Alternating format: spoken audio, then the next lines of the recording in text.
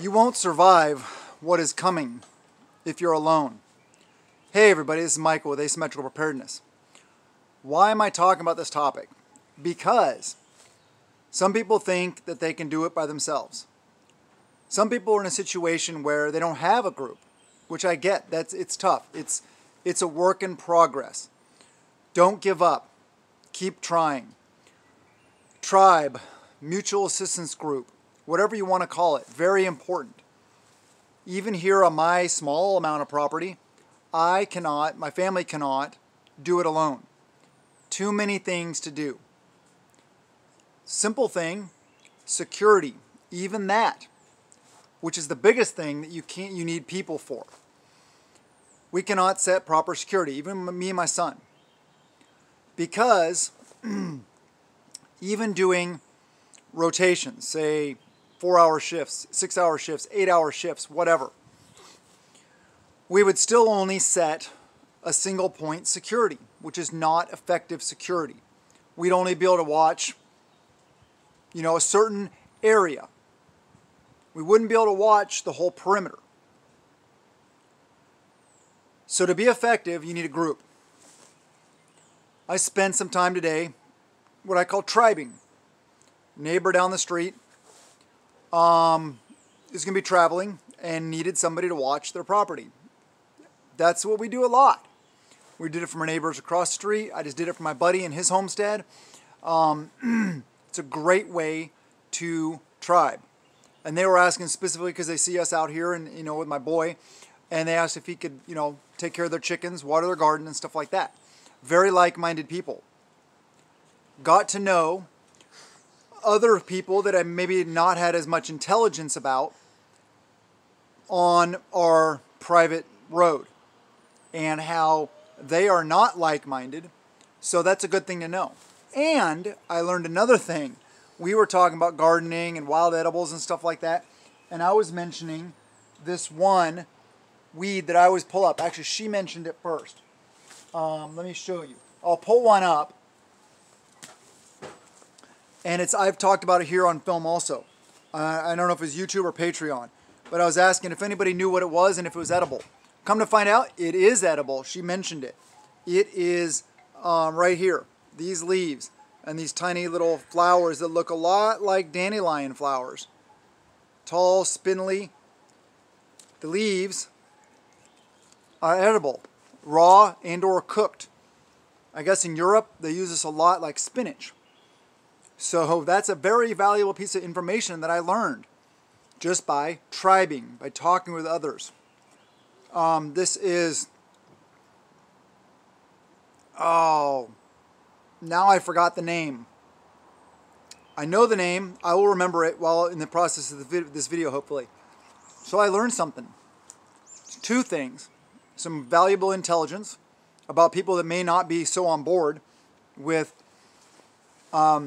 our belief system, our thought processes, our way of life, preparedness, stuff like that. Most of the people right here are. And there were a couple that I just wasn't sure about, but now I know. But anyway, back to the video topic at hand. Actually, before I go into more depth about this topic, I'd like to ask you guys to please subscribe, hit that thumbs up, ring the notification bell for all so you get a notification of all the videos. Share the videos. Sorry, I still got some of that leaf stuck on my teeth. And comment below. Very appreciated. And if you want more in-depth information about homesteading, gardening, tactical stuff, home security, defense, check us out on Patreon. Links in the description below. It's $1 a month. It's well worth it. All right, enough of the shameless plugs. Let's get on to what we're talking about. In a major collapse situation, whether it may be war, invasion, financial collapse, societal collapse, big SHTF event, long-term event, whatever, groups will form. You will end up probably becoming part of a group if you survive long enough. The thing that's really important about forming your groups now, here, let me move this camera. You don't have the best light on there right now. There we go. You can see my compost bin in the background. So the good thing about forming groups now is that you can be much more selective, much more picky about who you associate yourself with. And you will have more opportunity to really get to know people. It's important, by working together, helping each other out, training together, learning together, being there for each other, you will learn a lot more about people. It's kind of like dating. You need to go on those dates, meet the people, really get to know them. And if you're selective in this process, you'll be much more likely to be in a good situation with your group when things go south. If you just wait until things go south, figuring, oh, communities will form, I'll just become part of it. Well, you may not like the situation you end up in, though. They may be those wolf preppers we talked about lately, where they just think they're going to go and take from others. Or they may be whatever, just something that you don't agree with or whatever. It may become some like drug compound or something. Who knows? Whatever. The situation is that we need to be building tribe now. Meeting people, getting to know them, being there for each other. Because, like I said before, we can't do this alone. All the gardening and stuff I have to do takes a lot of time. All the cooking, cleaning, sanitation related things take time. Security. Part of security also would be patrolling. Even if you're in an urban area, patrolling would still be important. It may look different than, say, my patrolling. My patrolling may be, I just wear subdued clothing. I'm wearing a green shirt, brown pants. Here. See? This is what I'd go to war in this, because I know that I can supplement with natural vegetation. I can use a ghillie and other things like that. I don't need camouflage like multicam or something like that. So I can throw on all my kit and I can go out in the woods and start patrolling around. If you're urban, you may not be able to do this. Obviously, you look way out of place, you draw a lot of attention to yourself. So it may be more like a gray man thing. You may only be able to have a handheld defensive tool instead of a long defensive tool with you. And it would be concealed, and you'd have to have your backpack or whatever it is you're carrying with you, food, water, etc., being a little less tactical and a little less noticeable. But you would still need to patrol the area to gather intelligence, to know what's going on around you, to know where the threats are, what direction they're coming from, and just the overall status of what's going on is very important. Because if you're going to mount a proper defense, you can't do it on your property. You can't just sit on your property, say, hey, I'm just going to sit in my house. If somebody comes into the front yard, I'll just take them out. By then it's too late. You don't want to be in that situation. You need to get out and you need to know what's going on.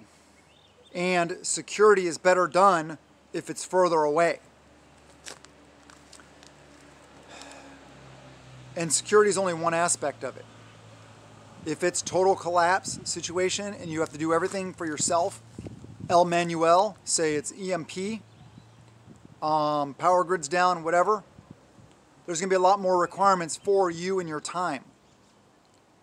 And things we do for fun now, like foraging, would become a more important part of our lives. It would take more of our time because we would need to forage more. Yes, we have the garden. Yes, we, are going to add chickens. We have, lots of neighbors around us with chickens and other stuff like that, and other animals, so that we could have sources of, of those kind of foods. But foraging is an important part of not having to go into your food storage, I guess is what I'm saying. Also the hunting aspect. Earlier today, I was watching mama deer and two little babies down on the lower field. Food storage on the hoof, right? That's not going to go bad. I don't have to put it in the freezer. I don't have to put it in the fridge. I don't have to worry about dehydrating it right now. If I need to use it, well, then I would definitely claim those as food. So there's going to be a lot more requirements placed upon you. But the biggest thing is why people need to band together, gather together, start building tribe is security. Because there's safety in numbers, right? There's security in numbers. Not everybody is going to be suited for security work, for patrolling, for potential offensive work if the need arises. There'll be some that are more inclined to that role. So you need to not only build tribe, but start discussing roles. And as you get to know people, you'll understand, okay, well, this person's more suited for that. This person's more suited for this, which is good. You need to have different skill sets, different knowledge levels, different skills and abilities for performing different tasks. I have a decent garden. I have pretty decent luck with it. But I'm not a master gardener by any stretch of the imagination. So would I be the gardener in our group? No, probably not. There's probably people out there, there's people in my group that know a lot more about gardening than me. And animal husbandry, raising animals and all that stuff. Security and defensive? Yeah, definitely. That would be one of my roles. Because that is my skill set. Having a group with a variety of skill sets is so important. Say medical. Are you medically inclined? Are you medically trained? If not, who's going to help you? Who's going to take care of you? Who's going to perform that role when things go south if somebody needs medical care? I get it. Most of us, if we're preppers, hopefully have first aid, maybe a little bit of trauma stuff, maybe some TCCC stuff in there also. But I'm not a nurse, I'm not a doctor, I'm not a paramedic, anything like that. So it's good to have those kind of people.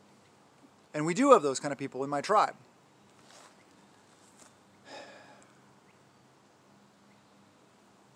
I hope I'm not beating the dead horse. But this is very important. I encourage you guys to get out there. Talk to people face to face. Start building tribe. If you have a tribe, if it's say it's a small tribe, say it's family. Good start. Actually, while I'm talking about this, one thing I want you guys to understand is that when you're talking tribe, you don't always have to identify the perfect person or the perfect person that you trust explicitly with everything.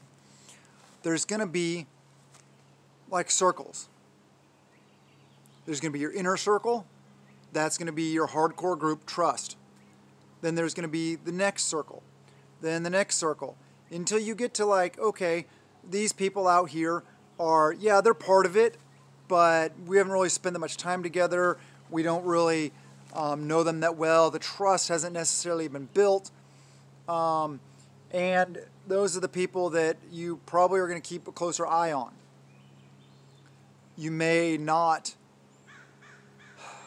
They may not be assigned certain roles right off the bat due to the trust issues.